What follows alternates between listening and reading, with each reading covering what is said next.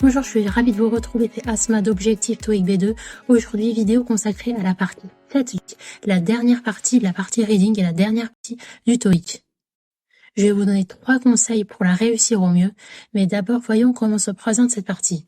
Donc il y a un total de 54 questions à répondre, réparties sur plusieurs corpus de documents. Un corpus de documents que peut comprendre un texte ou plusieurs textes, des graphiques, des schémas, c'est extrêmement varié. C'est considéré comme la partie la plus difficile du TOEIC. Je trouve également à titre personnel que c'est la partie la plus compliquée du TOEIC, mais justement en mettant en pratique 3 conseils simples, vous pouvez gagner énormément de temps. Alors le premier conseil que je vous donne, c'est celui de très bien gérer son temps. Il ne faut pas dépasser plus de 55 minutes pour cette partie-là. Normalement, c'est les 55 dernières minutes qui vous restent. Si vous avez bien écouté les conseils, pour la partie 5, vous devez consacrer 10 minutes maximum. Pour la partie 6 aussi, également 10 minutes maximum pour répondre aux questions, pour pouvoir vous laisser le temps nécessaire, 55 minutes, pour répondre à toutes les questions de la partie 7 du TOEIC, soit 1 minute, pas plus par question. Si possible moins, ce serait.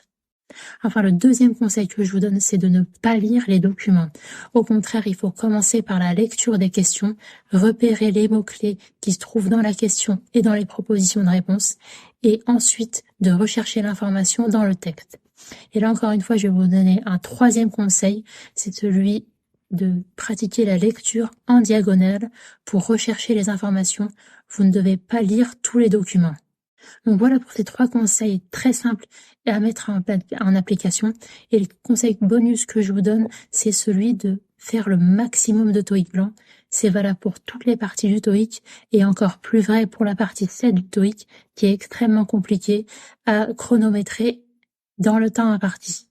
Justement, si vous êtes un peu perdu, vous êtes libre de télécharger gratuitement mon kit de démarrage au TOEIC, justement où je reprends pour chaque sous-partie une fiche synthétique qui correspond à toutes les sous-parties du TOEIC. Il y en a un total de 7 sous-parties, 7 fiches synthétiques que vous retrouvez dans mon e-book pour justement vous aider à démarrer le TOEIC et vos révisions en les optimisant. Vous trouverez également 7 fiches de grammaire essentielles à connaître pour le TOEIC et mon hack pour réussir les parties 5 et 6 du TOEIC. Et justement, ça va vous aider à gagner du temps pour consacrer le maximum de temps pour la partie 7 du TOEIC. Retrouvez tout ça en description de cette vidéo. N'hésitez pas